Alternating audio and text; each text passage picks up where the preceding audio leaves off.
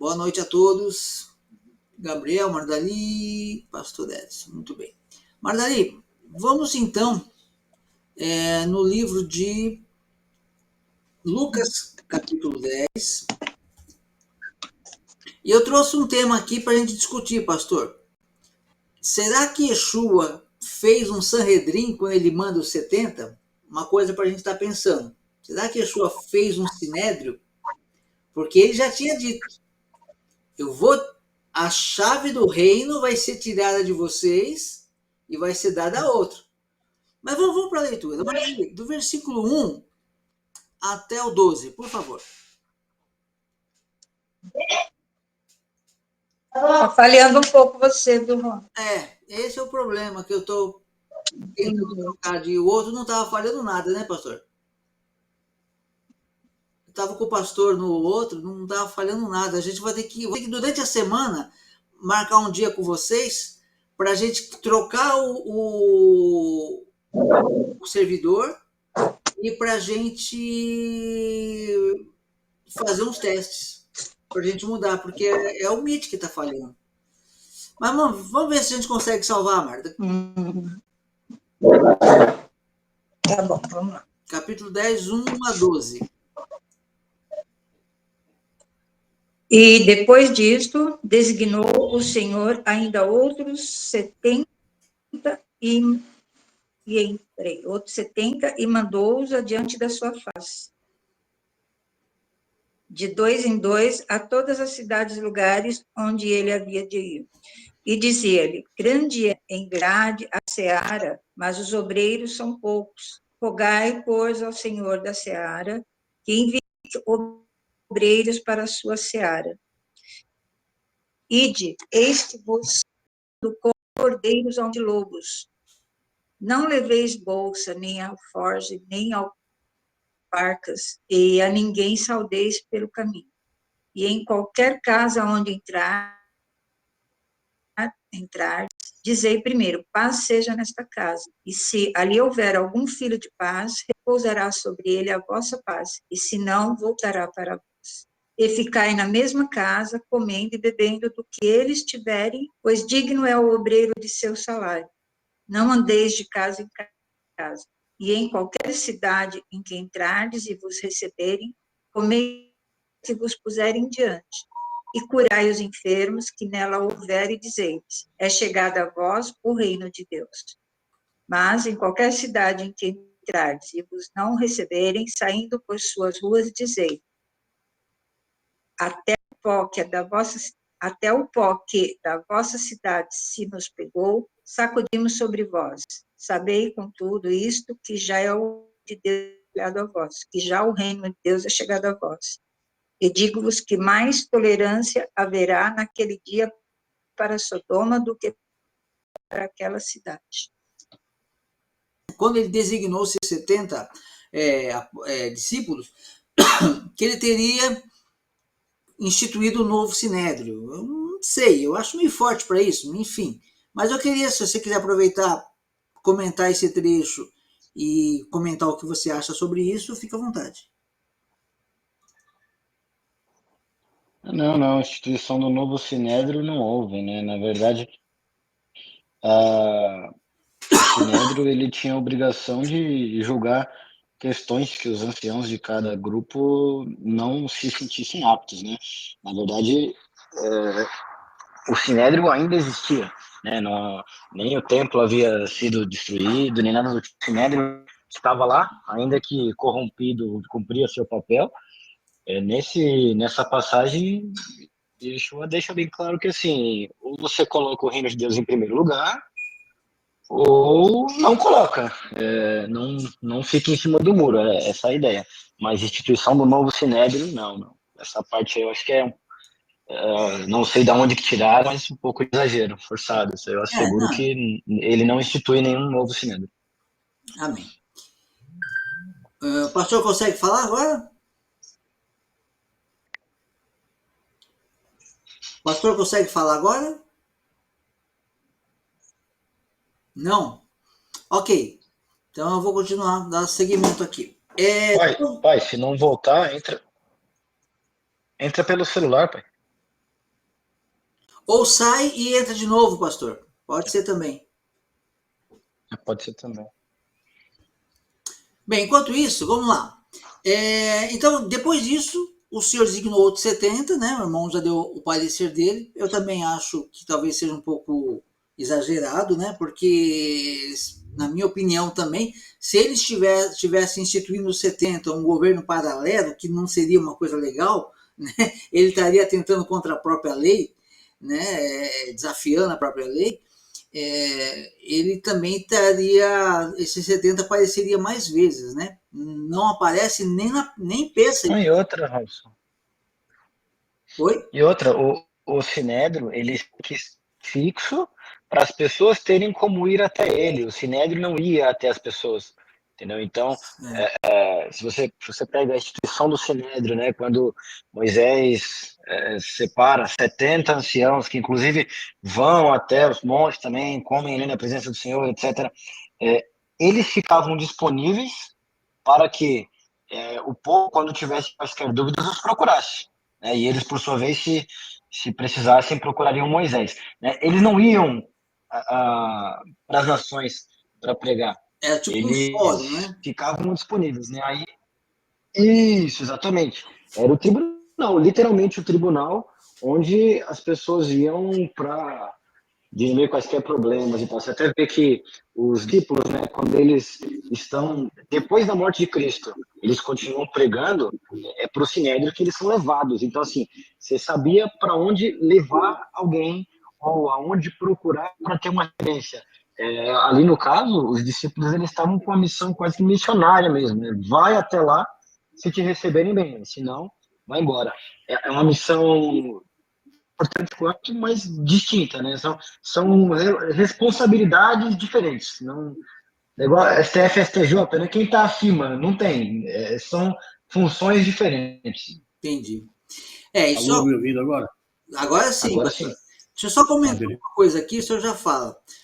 E outra coisa também que eu falei aqui.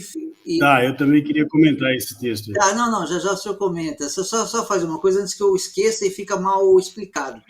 Eu falei que talvez eu li na Peshita, mas não é que eu tenha. Só que eu falei errado. Não é que talvez. Alguém comentou isso. Foi algum comentário. Eu não sei se foi de algum estudo de alguém, ou se foi um comentário da Peshita. Não a Peshita. A Peshita não fala isso, não. Se foi lá, foi um comentário que alguém fez, tá? Não, e o comentário não é inspirado, digamos de passagem, né? Para que não venha como aquele outro rabino, né? Falar que tem mais de 50 mil erros na Bíblia, no Novo Testamento, né? Então, para explicar, comentário, você não pode contar erro em comentário para atribuir a um manuscrito. Pode falar, pastor. E a gente tem que tomar cuidado, daqui a pouco a gente está sendo chamado de herege aqui, né? Sim, então, sim. Veja bem, se a gente olhar, nós vimos aí que lá em Lucas 9, né, Yeshua fala que escolheu outros 70 homens, né, e os enviou a Lucas 10, né? Isso. Lucas no 10. final do 9, a início do 10. Isso. Mas se a gente olhar lá em Lucas 9, no finalzinho, a gente já vê que o Senhor está convidando outras pessoas antes dos 70. Tá? Ele vê lá no 57, né, um senhor disse, vou te seguir para onde você for. Ele fala, as raposas têm ovis, as aves têm ninhos, mas o filho do homem não tem onde reclinar a cabeça. Para outro, ele chamou, você me segue. O outro falou, Senhor, deixa primeiro que eu vá enterrar meu pai. Mas o Senhor observou, deixa os mortos enterrar seus mortos. Tu vai anunciar o reino. Diz também outro, Senhor, te seguirei, mas deixa-me despedir dos que estão em minha casa. Jesus, ninguém que lança a mão para trás é apto para o reino dos céus. E aí, depois disto, ele designou outros 70. Então, veja, tinha mais gente designada. Tinha mais gente designado aí para fazer parte desse ID, né? A gente vê isso nos versículos anteriores. Até podemos fazer uma alusão aos 70 anciãos lá que o Senhor, que Moisés né? O Eterno permitiu que fosse ao monte comer na presença de Deus, mas não passa disso, né? E aqueles homens acabaram dali saindo o Sanedrim, né? Então foi instituído ali. Mas uma alusão só mesmo em relação ao número, né? Porque o que esses homens fizeram? Eles vão, e quando eles voltam, eles falam tudo o que Deus fez através da vida deles, né? Olha, os demônios, fizemos tantas outras coisas, tantas maravilhas que Deus fez. Eles voltam falando de maravilhas. Eles participaram das maravilhas.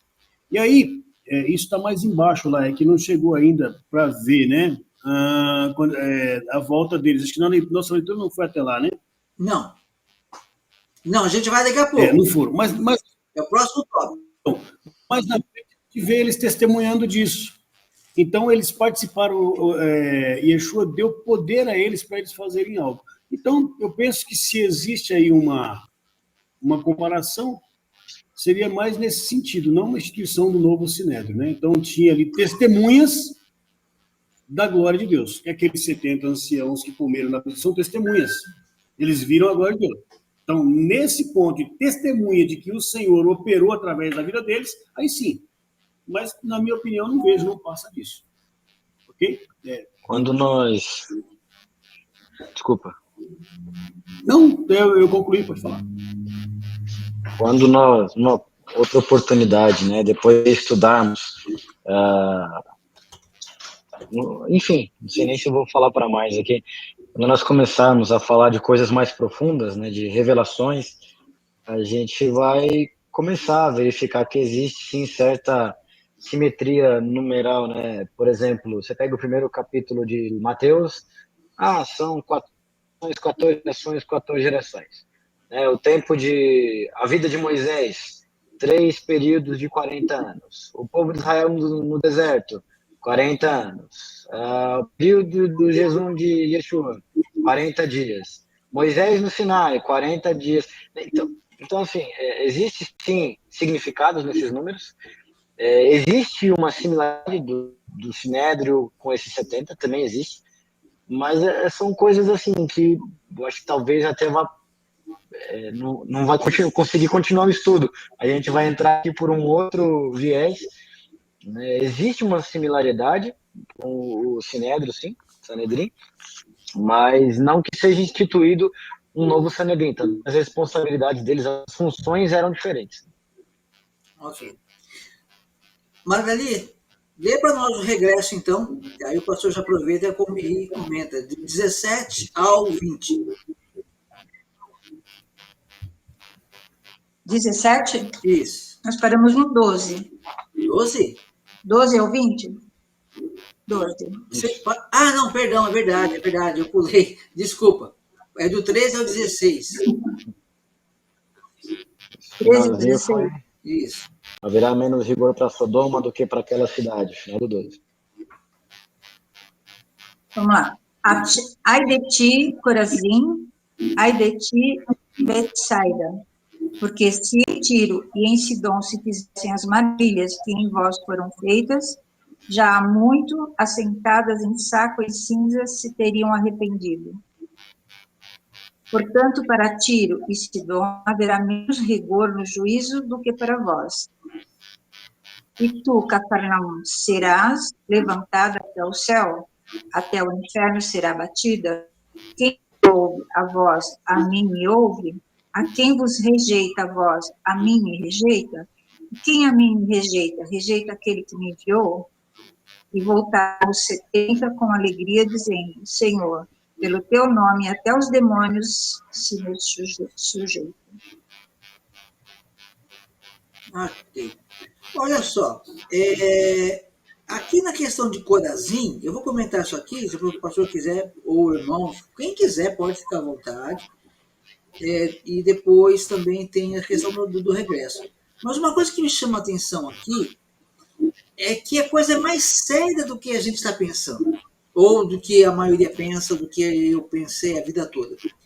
Porque quando a gente pensa em Sodoma, a primeira ideia é: Sodoma era uma cidade pecadora, extremamente pecadora, e ela foi julgada, ela recebeu o juízo. Só que E Yeshua está dizendo que ainda vai vir outro juízo. É isso que eu estou entendendo.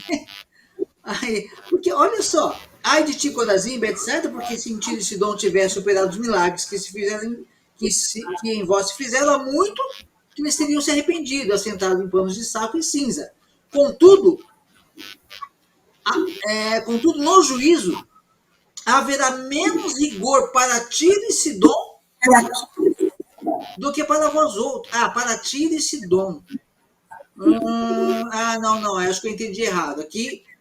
Mas é válido, irmão. Não, a analogia é válida. É válida. Você entendeu certinho. Entendeu certinho. Então, por favor, a mensagem é essa. Opa. Posso falar? Por favor. O que acontece? Isso aí, esse pequeno texto,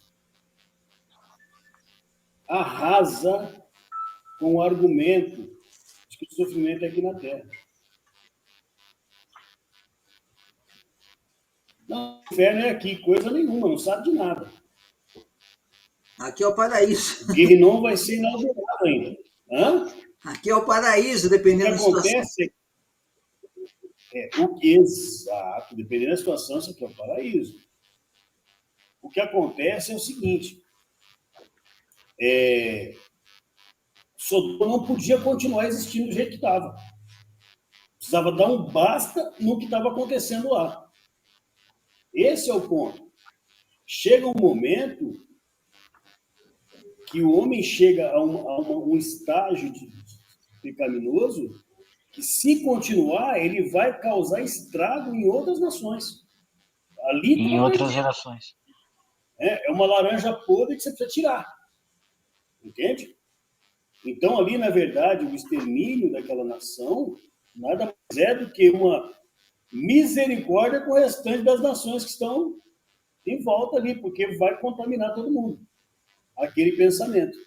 Porque há coisas que se falam em relação ao juízo, as pessoas pensam em Sodoma, um ou outro pecado aí, né, que era patente lá, sodomia e não sei mais. Tem mais coisa ali, o juízo lá era algo pervertido. A justiça pervertida. Você não podia auxiliar um necessitado. Tem uma história de que uma das filhas de Ló foi assassinada porque ela alimentou um mendigo.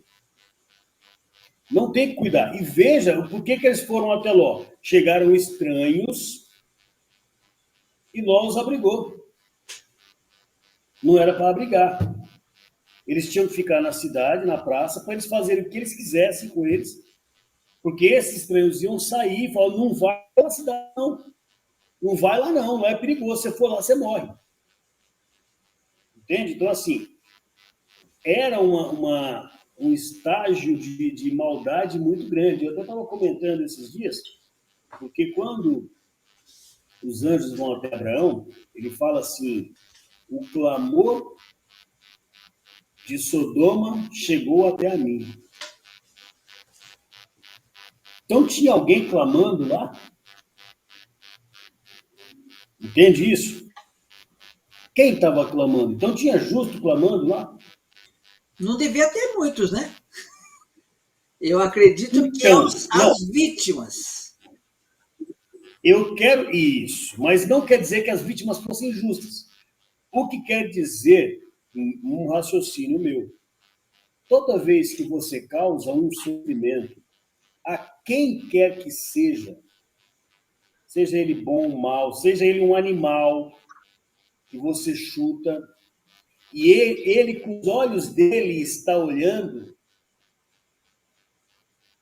você concorda que o Eterno está em todos os lugares? Ele vê com os olhos do animal.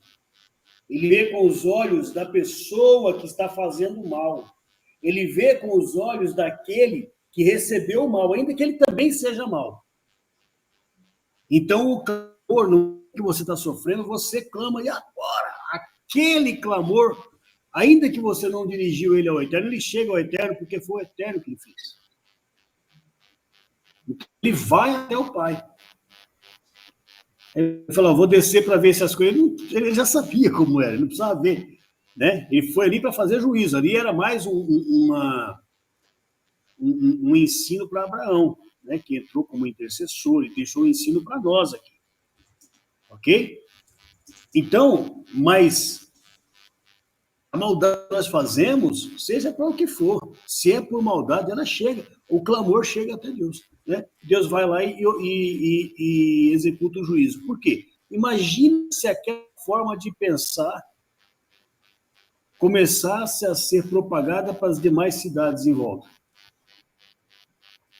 Agora, imagina o ensino que ficou para as cidades em volta. Olha, o juízo de Sodoma era pervertido e Deus executou o justo juízo.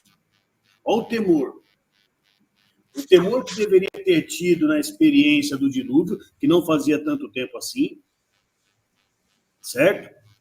500 anos, aí vai, no máximo. Se a gente parar para pensar, 500 anos, a gente vai para trás aqui, descobrimento do Brasil, história recente. Certo? Então, assim, a experiência de Babel, recentíssima, possivelmente contemporânea de Abraão, juízo de Deus, e já estava uma cidade se destacando na maldade, em pouco tempo. Então, Deus precisava atuar para quê? Para que o nome dele fosse glorificado. Peraí, vocês não viram que eu executei juízo lá atrás, que a maldade estava demais? Vocês não viram aqui que vocês desafiaram e joguei no chão? Vocês já estão desse jeito aqui? Então as pessoas veem 3 juízos muito próximos em que Deus atuou de uma forma tremenda, né? E que ficou para nós aqui hoje, né? Quase 5.000 anos depois aí meditarmos sobre ele. Então, sim, eu acredito que esses argumentos jogam por terra aquele negócio de o inferno é aqui, não. Vai ser inaugurado depois e aqui as pessoas porque eu fui mandado embora, eu estou vivendo no inferno. Não está. Né? Você está passando por uma luta, daqui a pouco você vai arrumar outro emprego, está tudo bem. Né? Imagina a história lá do rico, pai Abraão, manda Lázaro molhar a ponta do dedo na água e pingar na minha boca porque ela queima. Estava sentindo dor. Não era uma necessidade básica daquilo aqui. Caiu. Bem, opa. Caiu, mas eu já tinha concluído. Tá. Irmão, quer falar alguma coisa, irmão João? Sim, na verdade, assim, essa questão de inferno ser aqui, eu nem levo a sério, né? Tem que não ter lido mesmo texto como esse que o pastor citou sobre Rico e Lázaro, enfim, tem que falar daquilo que acha, né? Tem que falar sem conhecer a Bíblia para afirmar que o inferno é aqui. Agora, esse texto é muito importante, né? Para a gente entender justamente essa questão, né? Eu acredito, sim, que tinham, sim, muitos justos, tanto em Sodoma quanto no própria época do dilúvio. Acredito que tinham muitos, mas que não entrassem naquela conta de Abraão, né? Quando ele fala assim, os 10 justos, só que eu poupo a cidade. Se tinham muitos, então a cidade teria sido poupada, né? Quando você vai hoje para a instituição do Minyan, para poder ser lido a Torá na sinagoga, tem que ter 10 homens depois dos 12 anos, com mais de 12, né? Por quê? Porque são homens que cerimonialmente já estão emancipados, eles podem buscar a Deus, inclusive incentivar e influenciar positivamente aqueles à sua volta. Então, assim, para ser bem, jogar para baixo, né, a quantidade de justos, todas as crianças, todas elas eram justas. Será que todas as crianças que morreram no dilúvio colheram aquilo como castigo? Não. Será que todas as crianças que estavam em Sodoma e Gomorra receberam aquilo como castigo? Não. Será que todo mundo que está morrendo agora na guerra em Israel merece passar aquilo? Não. E ali não é o juízo. Ali é a mão divina que está colocando um basta. Mas nesse texto, né, a gente começa a perceber que o julgamento ainda vai vir, ainda virá o julgamento, né? E às vezes o livro de Jó, né, ele é muito peculiar e os rabinos dizem que ele é o livro que explica o porquê coisas ruins acontecem com pessoas boas. Eu concordo. Ele explica uma parte, né? Às vezes você está tendo uma oportunidade de se destacar, né? Existe aquela velha história de só existe um grande guerreiro no meio de uma grande guerra. Então, Jó tem a oportunidade de ser lembrado até os dias de hoje, né? Lembra das palavras dele: quem me dera fossem agora escritas as minhas palavras. Foi escrito, ó, você é lembrado até hoje. Ninguém tem certeza nem do período que você viveu, mas você é lembrado, meu irmão. Abraão, ninguém lembra nem quem o faraó da época que ele viveu, mas o nome dele é lembrado por todos os povos. Todos os povos conhecem o Deus de Abraão, Isaac e Jacó. Então, pode ser que você esteja vivendo uma oportunidade de se destacar no meio de tantas pessoas. Cada um tem a sua prova, ok. Mas para as pessoas assim, sabe que o jogo normal, aquele já zerou o jogo, Jó já tinha zerado. O jogo que a gente está jogando aqui, Jó tinha ganhado tudo já. Ele era justo em sua geração. Teve uma oportunidade de se destacar. Né? Então, você pode estar vivendo uma oportunidade ou você está no meio de algo que é muito maior que você. E, nesse caso, no juízo final, Deus fará justiça.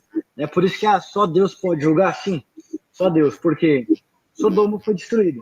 Tinha gente ali que era justo? Tinha. E ela vai ter essa recompensa depois. Boa noite. E, enfim,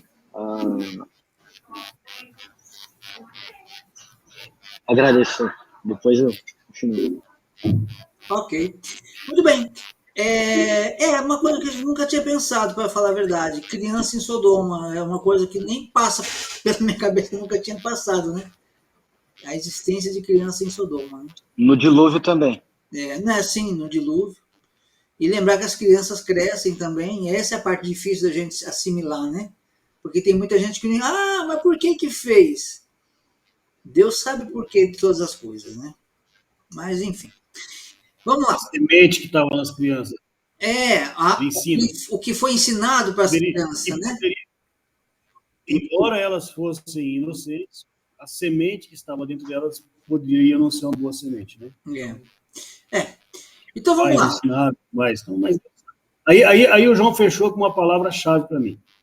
Deus é o justo juiz, né? Deus vai julgar depois, né, cada um dentro da sua própria situação. Ok. Agora, rapidinho aqui, ó, o regresso dos 70, né?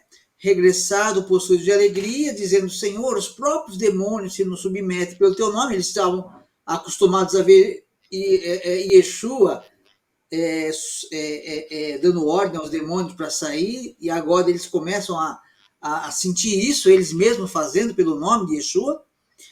E aí, ó, interessante, Yeshua disse: eu via Satanás caindo do céu como um relâmpago. Isso aqui também é um negócio emblemático para mim, talvez para os irmãos não. Porque a Bíblia fala que 1/3 dos anjos caiu na guerra que houve, né? Foi enviado à terra. E aqui, Yeshua, quando ele fala que os demônios se submetem a eles, a Bíblia também fala que as potestades estão nos ares. E Yeshua diz que a referente aos demônios se submeterem pelo seu nome através dos discípulos, ele via Satanás caindo do céu como relâmpago. E aí ele acrescenta: eis aí vos dei autoridade para pisar em serpentes e escorpiões e sobre todo o poder do inimigo, e nada, absolutamente nada, vos causará dano. Isso aqui é importante falar uma coisa, eu vou dizer um pouquinho com a experiência que eu tenho. Eu tenho uma leitura diferente desse texto, tá? Bem, aí depois o senhor contribui. Deixa eu só. Eu tô lendo aqui como fala? Na literalidade, né? Agora eu vou falar um pouquinho, fora um pouco da literalidade sobre isso aqui. Que ele fala que depois que ele fala que ele viu Satanás caindo do céu, que ele deu autoridade para pisar em serpente e escorpião, isso não quer dizer que você pode ver uma serpente e pisar nela, né? Porque você não, né? Eu creio que está falando numa questão da serpente Satanás mesmo. E aí ele fala sobre todo o poder do inimigo e nada absolutamente vos causará dano. Eu sei que tem pessoas que não creem na manifestação de demônios. Eu sei disso. Eu sei que tem pessoas, não vou nem usar a palavra aqui, né? Que pagam pessoas para fingir manifestação de demônio para criar sensacionalismo. Mas eu sei que isso também existe no mundo real. Eu só tenho prova viva, ninguém vai conseguir me tirar isso de mim, porque é uma situação em que eu vivi. Só que o que eu quero dizer sobre isso? Uma pessoa endemoniada, de verdade, se ela pudesse, se ela pegar uma pessoa, ela rasga pela boca, ela rasga a pessoa no meio com a força que ela tem. Ela tem uma força sobrenatural. É sobrenatural. Com um braço, ela levanta um homem de 150 quilos brincando. É um negócio terrível. No entanto, a pessoa que vai expulsar um demônio pelo nome de Yeshua, e Yeshua está lhe dando, concedendo autoridade para isso, e isso não depende de santidade, tá? Isso que é muito importante falar também. Ah, mas está expulsando o demônio porque está muito bem com Deus, está pregando porque está muito... Nem sempre. Deus deu autoridade para a pessoa. Se a pessoa ela quiser se desviar, o dom vai ficar na vida dela. Ela vai acertar as contas lá em Mateus 7, 15 a 23. É outra história. Mas aí eu queria dizer isso. Se o demônio pudesse, ele rasgava a pessoa. Só que a pessoa, ela manda e ele obedece. Ela faz ele cair por terra, ela expulsa ele e ele tem que sair no nome de Yeshua. Então isso aqui é uma coisa que eu tenho um pouquinho de experiência. Mas aí eu queria ver a opinião do pastor. Veja bem, Robson,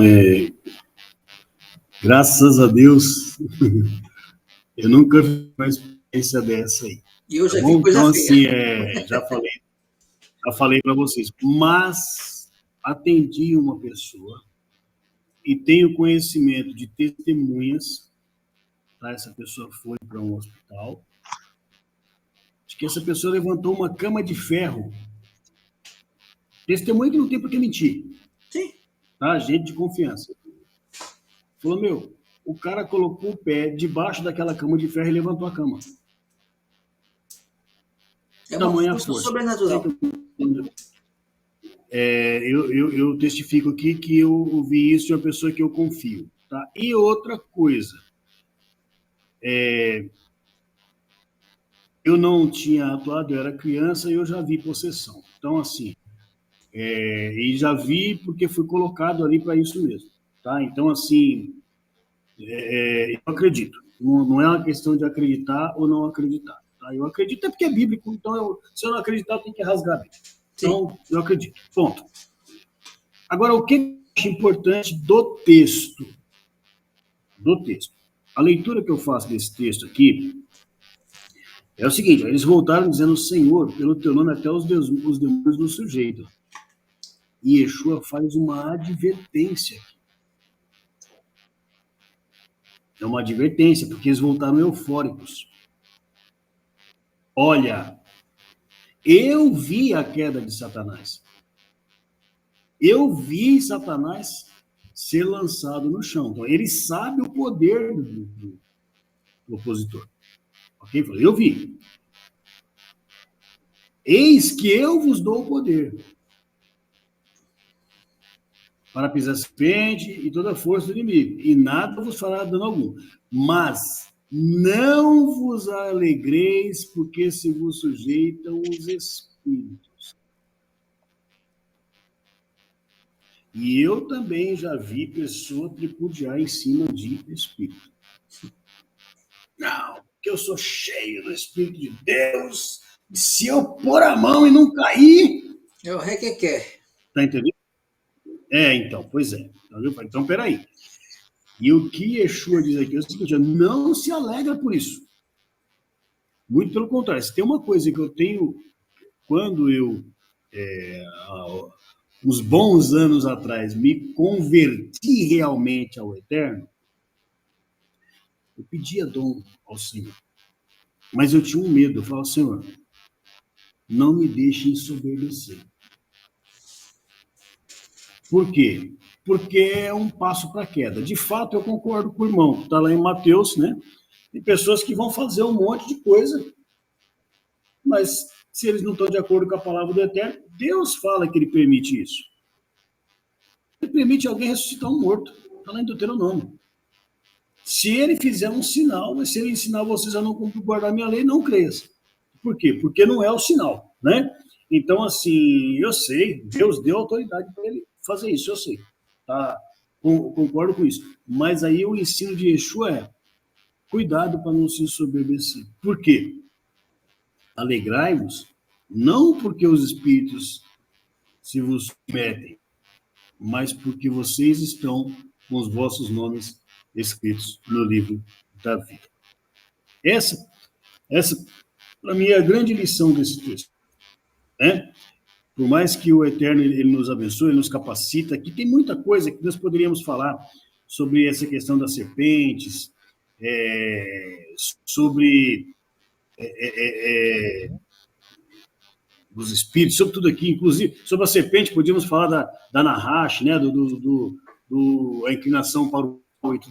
Tudo isso aí está dentro da possibilidade de assunto nesse texto. Mas o que eu acho mais importante na minha concepção é isso, que Yeshua pegou a leitura, vocês estão felizes? Estão, mas calma, nem tanto, porque, olha, vocês não conhecem. Eu dei poder para vocês de fazer isso, mas não é bem dessa forma.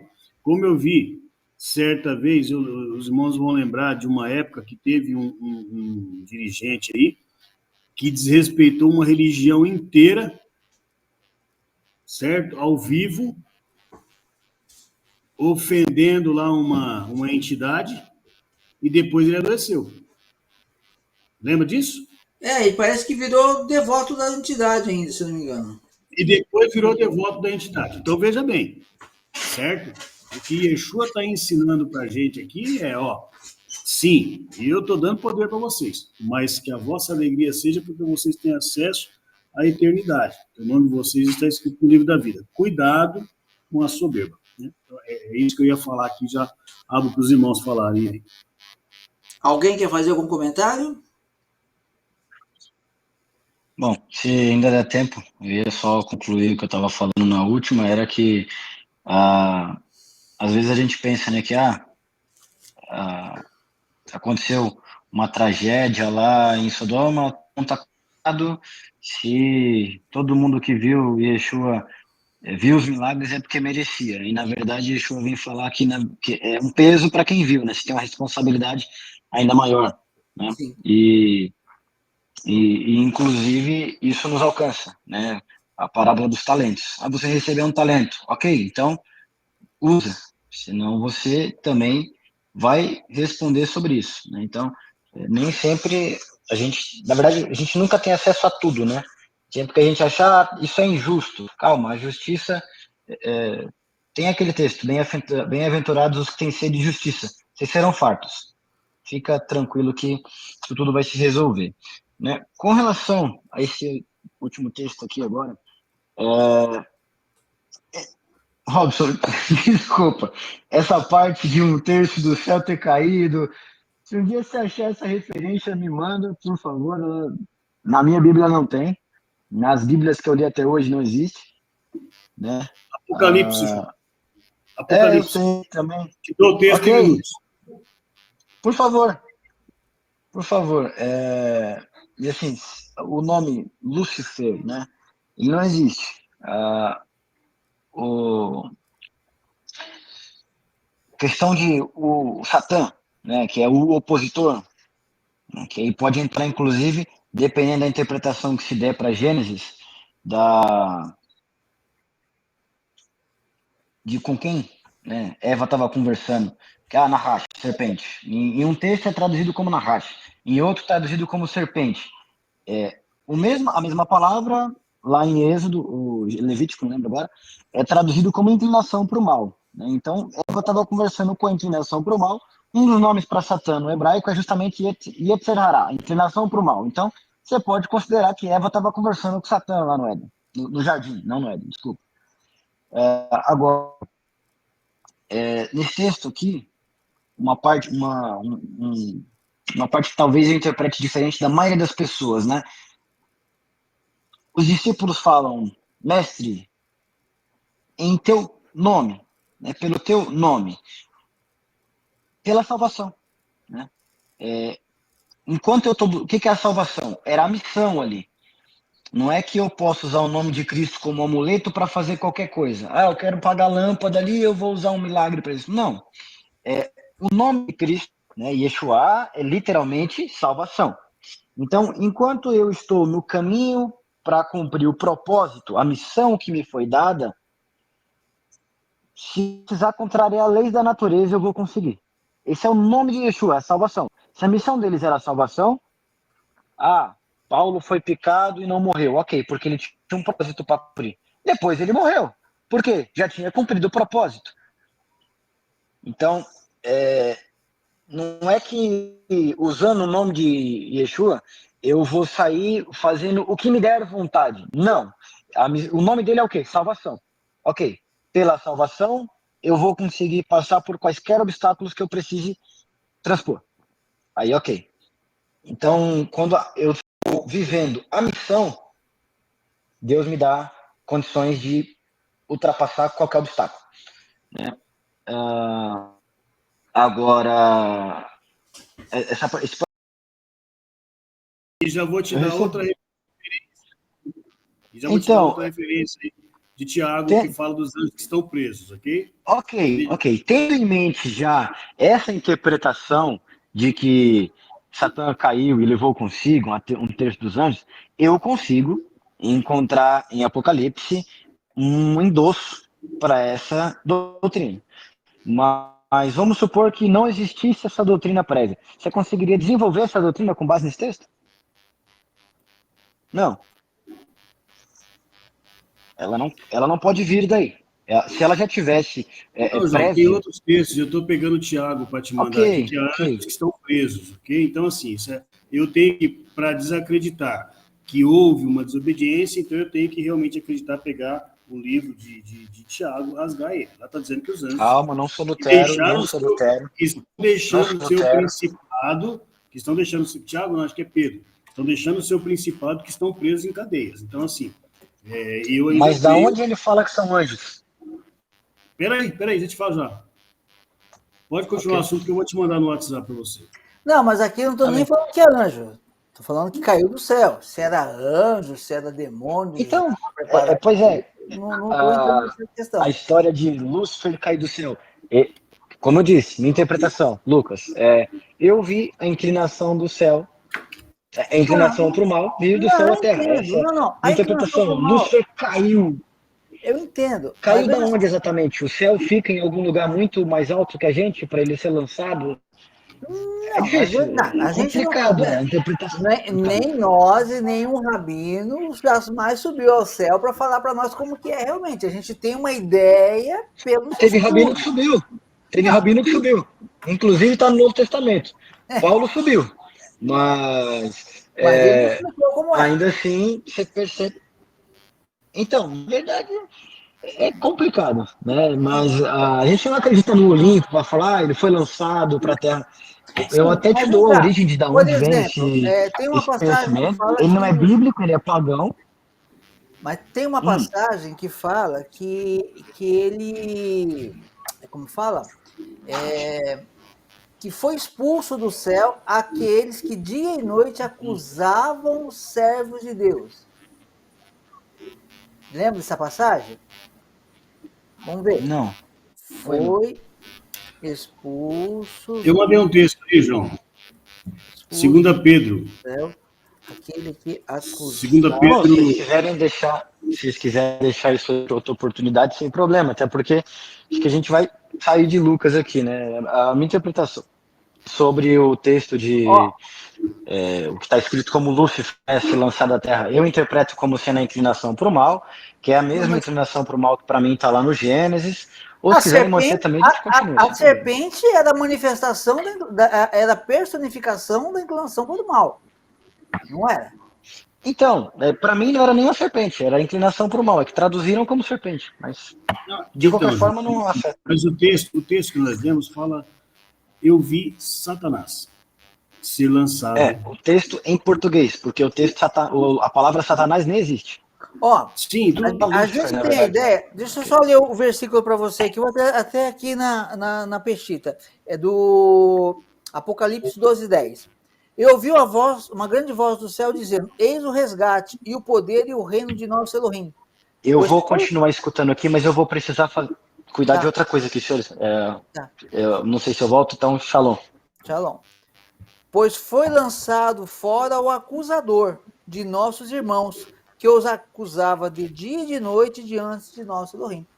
Então, a Bíblia diz em Apocalipse que havia um acusador lá, e lembre-se, e isso casa perfeitamente com Jó. De onde vens? De passear da terra e rodear por ela. Né? Ele foi lá para acusar Jó, não foi? Mas amém. Pois é, eu tenho uma visão aqui, irmão, quando pega aqui 2 Pedro, eu sei qual que é essa visão do João, compreendo ela. A gente pode tirar um dia só para tratar desse assunto. Então, eu conheço essa visão, eu sei dela, mas ela entra em conflito com alguns textos, né? Por exemplo, você pega aqui, 2 Pedro 2:4, fala, porque se Deus não poupou os anjos que pecaram, mas havendo-os lançado no inferno, os entregou às cadeias da escuridão, ficando reservado para o juízo, e não perdoou o mundo antigo, mas guardou a Noé, a 8ª pessoa, e o pregoeiro da justiça, ao trazer de luz sobre o mundo, e condenou a destruição a cidade de Sodoma e Gomorra, reduzindo-as a cinzas e pondo-as para o exemplo dos que vivem impiamente. Então ele vem dizendo aqui tudo isso. Se Deus não fez isso, então a gente tem que tomar cuidado para que nós também não caiamos, né? Então, assim... Se a gente for realmente pegar um episódio para tratar só disso, não sei se vocês vão querer gravar e publicar, não, porque realmente, vou trazer para vocês da onde vem essa doutrina, ela não é bíblica, ela é pagã, né? Quem trouxe foi seguidor de Constantino, depois da adoção do cristianismo por parte de Roma, e, bom, os textos que mais embasam isso aí são justamente os textos que você não tem comprovação nenhuma de que é o texto original, e como a gente não tem o original para conferir, vai ser um episódio interessante. Agora eu preciso ir. Eu acho que a gente pode fazer mesmo sem gravar, eu acho que seria interessante, até para a gente poder discutir o assunto e ampliar aí, trazer, né? Não deixa de ser um conhecimento aí para analisar, né? Analisar tudo retenho que é bom. Agora, só que eu estou falando aqui de textos bíblicos. É Bíblia. Tem que ter Bíblia. O texto que eu li aqui, 2 Pedro 2:4, é Bíblia. Deus não poupou os anjos e os tem presos. Eu vou desligar aqui, não sei se minha filha vai nascer agora, então Deus abençoe. Amém. Vai lá. Amém, pessoal. Também não tem. Você viu a novidade aí, né, filha? Mas você entendeu? Você entendeu? Então, assim, para mim, na minha visão, tá? Eu fico com a Bíblia. Né? Sempre. A Bíblia, para mim, é a base. Tá bom? Então, eu fico com a Bíblia. E a Bíblia fala, né, aqui no texto, tudo bem, existe essa questão de que o livro aqui ele está escrito em português e a Bíblia não foi escrita em português, ok? Nós estamos aí, o Robson está com uma peshita aí, ok? E que já defende que ela foi escrita em aramaico. Eu acredito que o livro de Hebreus foi escrito em hebraico, ok? Mas de todas as versões aí apresentadas mundialmente, se meu entendimento está fundamentado em Eusébio, que fala que Mateus foi escrito em hebraico, né? Mateus, o Evangelho de Mateus. Se estiver errado, eu fico com a peshita, entendeu? Por causa da idade dela, dos documentos que formaram ela e de onde ela é usada até os dias de hoje, e lá fala do aramaico, então não foi em grego, né? Agora, no aramaico, se a gente pegar o texto, precisava pegar aí, Robson, já que você está com a limão, ver 2 Pedro 2:4, né? O que fala? Fala os anjos, né? Pelo menos eu não estou com a peixita aqui, tá? Então, assim, não sei como é que está lá. Pode ser diferente. Não, mas Eles na barrem aqui Peixita com não tem muita divergência disso, não. Na Peixita, até agora, eu encontrei divergências quanto ao esclarecimento de certas palavras, que muitas das vezes os tradutores traduziram. Vamos supor, olha, Deus vai julgar os assassinos. Aí os caras colocam, olha, Deus vai julgar aqueles que agem brutalmente contra os outros. É dar aquela aliviada, entendeu? Vamos lá. 2 Pedro 2:4. 2:4.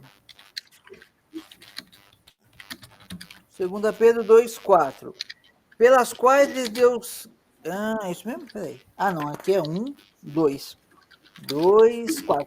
Porque certamente Elohim não poupou os anjos que pecaram, mas os lançou em correntes de trevas nas regiões baixas do Sheol, e os entregou para serem mantidos para a sentença de tormento. Então vamos ver as referências. Regiões baixas, a 31. Trata-se da palavra Marco Tahayata, que é partes mais baixas do Sheol, ou seja, os níveis de Sheol, né? De sofrimento, seria os níveis, tem o terceiro céu, o terceiro que nós conhecemos por inferno, né? Seria o Sheol aqui. Mas vamos lá. Sheol, o tormento, 32. No período do judaísmo, do Segundo Templo, o relato de Gênesis 6:1-4 era interpretado como se referindo aos anjos caídos que tiveram relações sexuais com as mulheres, gerando os nefilim. Se o anjo não tem Aí é comentário, né? É comentário. Mas eu digo assim... Comentário. Mas o texto é claro aí, anjo. Né? Então, assim, o motivo da queda aí é um comentário que é feito à parte. Mas Mateus fala os anjos. Então, assim, eu sei que existe esse negócio de que anjo não tem livre-arbítrio. O argumento é forte, por quê? Porque, de fato, se o anjo tivesse livre-arbítrio, ele teria matado Jó, certo? E ele não tem. Ele faz aquilo que até onde Deus permite que ele vá. Certo? Então, ele não tem. Pastor? Porém... Deixa eu fazer uma observação. Não, o livre-arbítrio... Eu acho que tirar o livre-arbítrio... Porque, veja só, Deus falou... Deus deixou ele escolher... Deus não falou para ele como ele ia agir. Falou, vai e aflige ele. Só não vai tocar na vida dele. Então, quer dizer... Esse é o limite. É um limite, ele não tinha todo o poder, então, mas ele tinha um limite, Deus não permitiu. Deus deu um limite para ele. Sim. Você vai, mas não faça isso. Entendeu? Então, esse que é o ponto. O Gabriel fez uma pergunta interessante aí, pastor. Ele quer falar, que a gente não está deixando ele falar. Né? Opa, eu vi que ele tentou... aí, Gabriel. Gabriel, vou deixar você falar aí. Está entendendo? Então, assim, em princípio, existe uma base para você dizer que eles não têm livre-arbítrio. Por quê? Porque se tivesse, Jó teria desobedecido a Deus. Ok? E Deus pôs limite para ele. Você não mata ele. E ele não matou, e ele obedeceu. Então, esse é o argumento. Tudo bem? Porém, eu acredito na queda dos anjos, com base, né, até em Gênesis, lá que fala dos filhos de Deus que caiu, e com base em Tiago, em 2 Pedro, como eu li agora. Gabriel, pode falar. Desculpa. Acho que meu microfone tá ruim, tá dando para ouvir? Tá dando para ouvir, pode falar. Então, eu queria saber onde está escrito, né, que esse argumento de que anjo não tem livre-arbítrio, né? Ou, de repente, ele pode ter um livre-arbítrio mais limitado, né? E o argumento de que ele não tem livre-arbítrio, né? Senão ele teria matado o Jó. Pode ser que não. Deus pode ter protegido, né? Ele tentou, mas não foi possível. Então, eu fiquei só mais curioso, porque está em conflito esses dois argumentos, mas baseado de que eles não têm livre-arbítrio, né? Eles têm que agir de acordo com a lei que é passada para eles. Onde é que está escrito isso exatamente? Que aí isso resolveria o conflito, né? A questão, assim, não está escrito, assim, expressamente, olha, anjo não tem livre-arbítrio. Okay? Não está escrito expressamente. Agora, o que você vê aí estudando, que eles têm limites, eles fazem aquilo que Deus manda. Okay? Pode ser que esteja escrito no Talmud, aí eu não saberia dizer qual tratado. Tudo bem? Aí eu não conheço. Pode ser, não estou dizendo que está, porque eu não sou talmudista, eu estudo algumas coisinhas apenas, às vezes para poder fundamentar um estudo ou outro. Então é uma coisa que eu posso pesquisar, me comprometo que vou pesquisar para ver se existe. Mas com o conhecimento que eu tenho hoje, o que tem são conclusões que se chega com base em estudos, né? De você analisar a palavra e dizer, não, o homem tem livre-arbítrio. E mesmo o homem, o livre-arbítrio do homem é muito mitigado. Qual é o seu livre-arbítrio? E a Bíblia também não diz que nós temos livre-arbítrio, né? Entende? Exato. Não, você tem o poder, por exemplo. Nós temos, mas não está escrito. Não está escrito que nós temos. A Bíblia não diz que nós temos o livre-arbítrio. Exatamente. Isso é uma forma, um nome que nós temos. Mas Deus deu ao homem o poder de desobedecer. O livre-arbítrio dele está nisso aí, o poder de escolha. Ok? Que o anjo não tem, em tese não tem. Porém, né, aí é uma coisa para a gente estudar. Houve anjos que, segundo Tiago, ou a gente vai rasgar Tiago. Já tentaram. Ou a gente vai já tentar, hoje a gente vai rasgar Tiago na Bíblia, eu tenho peso. Né? Então, agora, obviamente, veja, eu não desfalo do que o João, não desfaço do que o João falou, porque eu entendo de onde ele tirou isso, conheço, é forte a argumentação dele, né? São vertentes sobre determinado entendimento. O que a gente tem que ter em mente aqui, Gabriel, qualquer que vai nos ouvir lá na frente, é que o mais importante para nós é sabermos o que vai nos levar à salvação. Sim. Tem coisas para nós que são curiosidades, ok? São curiosidades. Agora, vamos supor que o anjo tenha livre-arbítrio e ele pode vir aqui e, como o Robson falou há pouco aí, se ele pudesse, se ele tivesse poder para isso, ele rasgava o homem, né? E tem força para isso aí e tal. Vamos supor que ele pudesse fazer isso aí. Dentro do mesmo entendimento que o João falou, de Sodoma, de crianças, que eu não consigo imaginar uma criança... Gente, eu não vou nem citar aqui as crianças que a gente conhece, porque eu acho que seria pesado colocar nessa situação, mas imagina criancinhas inocentes que poderiam ter lá em Sodoma ou em outros locais, não é? Que pecado essas crianças teriam? Quem somos nós para imputar alguma coisa a elas? E, no entanto, elas sofreram ali também o juízo. O que eu sei é que Deus é justo. Certamente, ele fala de um juízo posterior. Aquelas crianças vão viver a vida eterna. Ok? Aquelas crianças lá estão assim. Para Deus, o fim, quando a gente vai até um cemitério e enterra alguém, não é o fim. É o começo. Você está plantando ali aquela pessoa e ela vai nascer num mundo glorificado.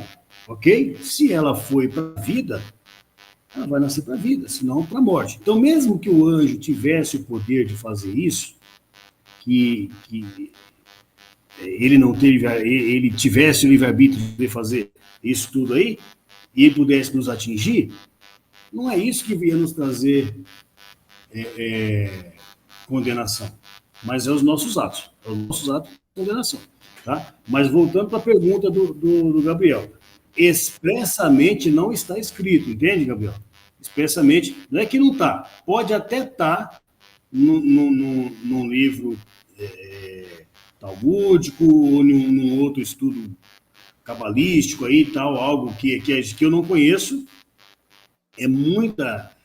são muitos tratados, e aí pode até ser que esteja lá, né? Alguma coisa a esse respeito aí. Eu, no entanto, desconheço, tá? Que esteja escrito. Porém, lendo as escrituras, a gente entende que eles não têm o livre-arbítrio. Ok? Posso fazer um acréscimo, pastor? Por favor. É assim, acréscimo não. O pastor deu a opinião dele, eu vou dar a minha. E assim, as opiniões é só para as pessoas pensarem, né? Porque o Gabriel ele vai pensar com a cabeça dele. Obviamente, cada um tem que pensar com a sua cabeça e procurar a melhor resposta. Eu tenho uma visão parecida com a do pastor, mas tem algumas divergências pequenas aí, talvez. Não sei se eu tenho essa impressão. Eu creio o seguinte: Adão e Eva, veja só, Adão e Eva, a Bíblia fala, eu não posso. Olha, eu vou dizer uma coisa, tem gente que fala, a Bíblia foi mexida. Inclusive na Peshita, pastor, tem um tema muito polêmico aí que nós já conversamos sobre ele, e eu fiquei até abismado quando eu vi aqui, mas tem que me aprofundar mais um pouquinho. Mas a Peshita traz um tema aí que a gente tinha por certo que era diferente, não é sobre... Mateus 28. Ele tem uma Mateus, visão, ali. só que não é do jeito deles, né? Mas eles têm uma visão por aí. Mas não vem o caso agora. Agora, o que eu quero dizer é o seguinte: a Bíblia fala em Apocalipse, fala que a antiga serpente que Satanás, o Ra-Satã, é a antiga serpente. Deus fala isso. Agora, a questão é, Adão e Eva estão no jardim, quando eles pecam, eles são expulsos. Eles não podem mais voltar para o jardim. O que Ra-Satã, na pessoa da serpente, seja a serpente, não seja a serpente, aquele que estava ali para tentar Eva, o que estava fazendo dentro do jardim de Deus? Ela tem livre-arbítrio? Eu vou no jardim porque eu faço o que eu quero? Não. Eu acredito, né, que Deus permitiu que ela estivesse ali como um parâmetro para testar, para provar se Adão e Eva ia ser fiel quando fossem tentados. Então, a figura de Ra-Satã, como eu vejo, ele é uma figura que a ele foi dado uma autoridade para ele tentar as pessoas. A mesma coisa se repete lá em Deuteronômio capítulo 13, quando Deus diz, vocês vão entrar na terra, mas eu vou mandar um falso profeta para fazer sinais e maravilhas, para ver se vocês vão me seguir, me obedecer, ou vão atrás do falso profeta. Ora, o que eu entendo? Eu entendo mais ou menos o seguinte, olha, tem uma passagem na Bíblia que eu não vou lembrar de cabeça agora qual é, que Deus fala seriamente sobre aqueles que Deus entregou a nação de Israel para ser escrava por causa dos seus pecados. Só que aí a palavra de Deus diz que os seus senhores ali, que tomaram ele por escravos, exageraram. E eles iriam ser punidos pelo exagero. Olha só. Sim. Era para eles serem levados a cativos, mas não era para ter um exagero, e eles pesaram a mão. Por que pesaram a mão? Eles iriam pagar um alto preço. Então veja que aí eu estou falando a interpretação minha, não está na Torá, não está na Bíblia. Mas eu entendo que Satanás é a mesma coisa. Ele pode ter, não sei se é certo pensar dessa forma, tem uns que dizem que ele tem ciúmes por causa da estatura que Deus criou o homem. Seja por isso ou não, a ele foi dado... Como que eu vou provar que eu amo a Deus? Deus me dando tudo que eu quero, tudo que eu desejo, de fazendo viver tudo que eu gosto? Então, às vezes, acontecem coisas na vida da pessoa para ver se ela vai ser fiel a Deus ou não. E o diabo, muitas vezes, que é chamado de diabo, Ra-Satã, o acusador, né? O Ra-Satã, né? O acusador, o promotor de justiça. Essa é a função de Ra-Satã. Promotor de justiça, ele está ali para acusar. Pastor, o senhor já viu algum promotor de justiça? O senhor já sabe de algum caso de o senhor que é advogado? Algum promotor de justiça que sabia que o réu era inocente, mas para ganhar o caso, ele foi até o fim para tentar condenar o promotor, o réu? Já, isso aí acontece. Isso acontece. Mas também eu já vi promotor de justiça se convencer de que o réu é inocente e pedir absolvição. Ótimo, mas o que eu quero dizer... Aí, vamos lá. Dentro de tudo isso que o irmão falou, vamos entender um pouco o que o João disse. O texto, a escrita para serpente no hebraico é Nahash. Sim. E Nahash, você encontra ela em outros textos bíblicos, inclusive, se não me engano, na própria Torá, eu acho que em Números, para inclinação para o mal. Entende? Que foi traduzido para nós como serpente, tá? Também é o mesmo nome para inclinação para o mal. Então, veja bem, dentro disso tudo, você vê aqui, ó, o promotor de justiça, que sabe o que é correto, ele é o promotor, não tem outra pessoa. Ele é um promotor de justiça, ele não é um promotor de condenação. Justiça. Ele sabe o que é correto, mas ele quer condenar. Na racha, a inclinação para o mal está atuando dentro dele. Exatamente. Ele escolheu. O promotor... E ele escolheu. Veja, ele escolheu. Então, é isso que o João está falando aqui. Que é a narracha. Que ali não era o Satã, que não é um ser externo, porque, em tese, existe ali... tem coisa que é pesada para eu falar aqui, e eu prefiro não falar assim, teria que ter aquele momento que o João falou. A gente vai ter um só para isso. A gente vai ter um só para isso. Isso.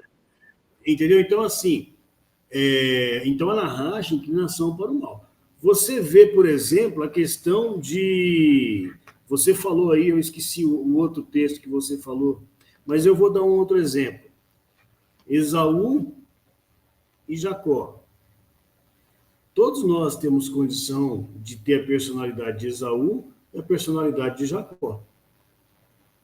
Esaú era um homem que escolhia fazer aquilo que dava na cabeça dele. Jacó já era um homem que procurava fazer aquilo que agradava a Deus. Hã? Tudo na graça. Pode tudo. Tudo bem. Ok? Entendeu? Então, veja bem. Nós podemos ter a característica ou de Esaú ou de Jacó. Cabe a nós escolhermos. Se eu quero escolher o lado mal, ok? Que é o mesmo texto usado lá para a serpente, lá atrás. Ok? Então, você vai ver o texto que fala da serpente de bronze lá, na racha. Né? Você vai ver o texto em Isaías que fala sobre a inclinação para o mal, na racha. É a mesma coisa. Entendeu? Então, assim, é por isso que eu digo que existe lastro, e isso aí tudo, viu, Gabriel? Eu sei que você está me ouvindo. São... curiosidades fortes, que é importante a gente conhecer, ok? Mas para a salvação, o importante é conhecer a vontade do Eterno, praticar a vontade do Eterno e crer em Yeshua. Tá? É isso aí. Aí nós entramos agora num conhecimento mais profundo aí, né? Dessas questões que o João falou. Porém, veja, tem coisas que para eu acreditar como está no judaísmo, eu tenho que realmente... Timóteo, Lutero estava certo, né? Tiago, aliás, né? Pode rasgar e jogar fora, certo? E ali tem coisas em Tiago, só que por que Lutero tirar? Lutero queria tirar porque ele tinha que fundamentar a doutrina dele de que só a graça, né? Sola gratia, né? Os solas dele. E lá em Tiago diz não. Lá em Tiago fala não, suas obras é importante. Tá certo? Meus irmãos, eu preciso ir. Vocês viram a notícia do João Lucas aqui, né? Estamos terminando já. Ficado em casa. Hã? Estamos terminando já. Eu estou aguardando concluir para terminar. Então, Deus abençoe. Amém. Aí. Deus vai lá, que a netinha deve estar nascendo já. E Deus abençoe grandemente aí. E se sábado que vem... sábado, ó. Terça-feira que vem, se o Eterno permitir, a gente vai estar de volta. Eu vou tentar ver se vai ficar com essa plataforma, se vai trocar. Parece que hoje foi melhorzinho, né? Vamos ver o que a gente faz. Foi bom. Aí já fica a notícia para os irmãos aí, né? A gente estava esperando um garotinho, né? E ela nos pegou aí uma surpresa. É uma menininha que está vindo, tá certo? Então, que o Eterno abençoe os irmãos todos, tá? Estamos aí à disposição. E orar ao Eterno para que ele nos dê sabedoria, que as discussões nossas que sejam para crescimento daqueles que vierem ouvir. Amém? O Eterno abençoe a todos. Shalom, shalom. Gabriel, deu para responder mais ou menos? Só? Deu. Achei bom. Gostei. Ok, muito obrigado aí. Até mais. Shalom, shalom. Shalom, shalom.